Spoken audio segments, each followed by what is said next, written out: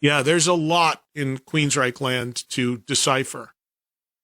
Let's go to Kansas City. Here's John joining us. Hey, John, you're on the air. Hey, Eddie, thanks for taking my call. Can you hear me okay? Yep, I got you. I'm kind of nervous. I don't call in very often, but Ray and Marilyn talked me into doing it. All right. Ray recruiting callers. Nice. I like it.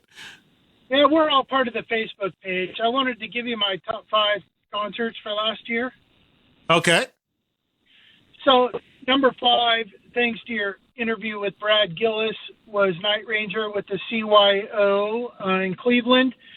I know it was filmed in 2022, and I saw it on Access TV, but it was phenomenal. I DVR'd it, and I think I watched it 5 times over the Christmas break. Such a great band and such a great orchestration. So thanks for having that interview with Brad. I never would have known. Number 4 was Ghost this summer, and I would like to thank you for interviewing Tobias in 2018 because that's how I heard about Ghost, and I'm really into them. For everybody rolling their eyes, I will say don't listen to Ghost on YouTube. Go to the show. The show is nothing like the YouTube. It is heavy. It's an 11-piece band. They are phenomenal. It's the 3rd time I've seen them in 3 years, and I saw them at St. Louis in the amphitheater. My number 3 show of the year, thanks to Joel, who played their new album before he went on disability, was Avatar. I went and saw Avatar on a Sunday night at a club in Moline, Illinois. They played at 9 o'clock on Sunday, played a full 2 hours for a $25 ticket. And they were, again, incredible. My number 2 was, sorry, I'm kind of nervous, was Godsmack. I saw the Godsmack tour in Rogers, Arkansas, and the show was so good that the encore got rained out with thunder. The show was so good. I went back and saw him in St. Louis at the amphitheater and took my son because the show was just phenomenal. And Stained was a co-headliner, not to be underrated. The Godsmack Stained show was going to be my number 1 until I went to Vegas. Not only was your 40th anniversary show my top show of the year, it is my top show in the last 40 years. I've been planning to go. You know, I got the upper deck seats in 204. So many stories about the show I'm not going to share because so many other people have.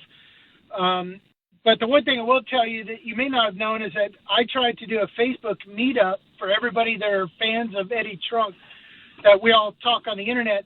But so many people had pit tickets that nobody wanted to have tacos with me at the meetup because everybody was in line at like noon. Yeah. So we ended up having the meet and greet in the line outside of the bar there at House of Blues. Everybody running in, buying drinks, saving line space so you could get a drink, get back in the line, run to the bathroom. It was such a great show. I'm going to call you in February when I get all my numbers straight because I sold one of my tickets for face value, I will add, but I'm still trying to figure out all the fees, and I got a fucking tax statement from Ticketmaster for the ticket, and so I'm having my tax attorney look at it to figure out what I'm, going to pay for that. And when I get all the numbers right, I'm going to call you back and tell you just how much money Ticketmaster made off of me for buying, selling, and someone else rebuying the ticket. I haven't missed a show in 5 years, Eddie. I don't ever call in, but I'm always here. Thank you very much. You've made a big difference in my life. I sure appreciate it.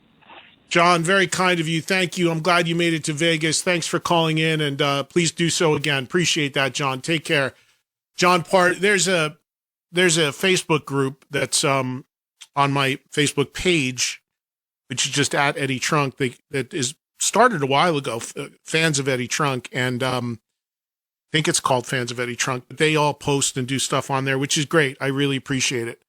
And unlike other fan Facebooks, I don't think any of them have turned on me yet. Most, I always go back to, I'm laughing because I always go back to the, if you guys remember back in the day, Howard Stern used to have of the earlier days used to have a Facebook group or something of the fans called, what's it called? It was called Stern Fan Network.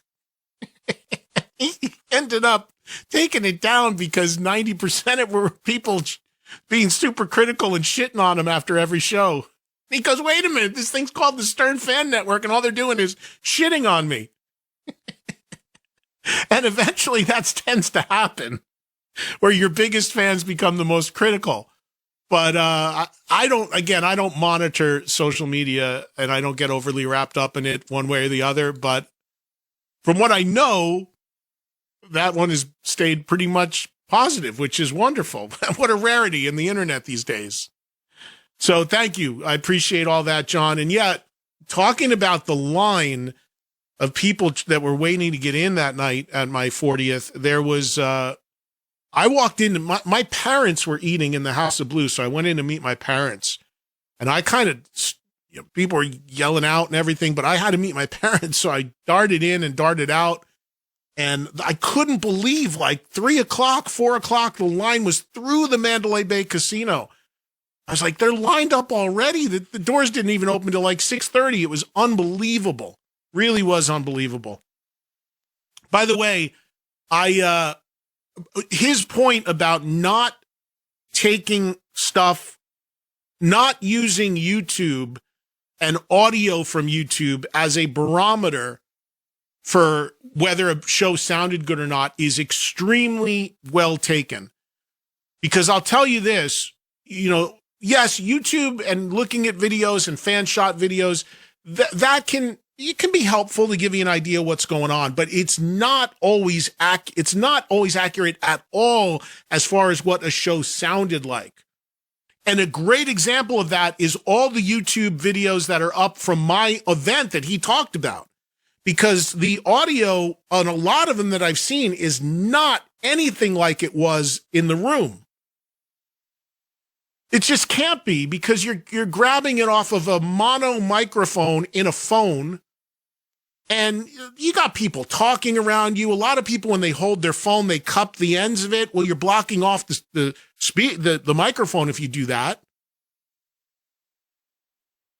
So you're going to reduce the sound right there and the way it's being captured. So yeah, you can't go. He's dead right about that. You can't judge how a band sounded, often at least, off of what's on YouTube because of the way it's recorded and the variables that are involved.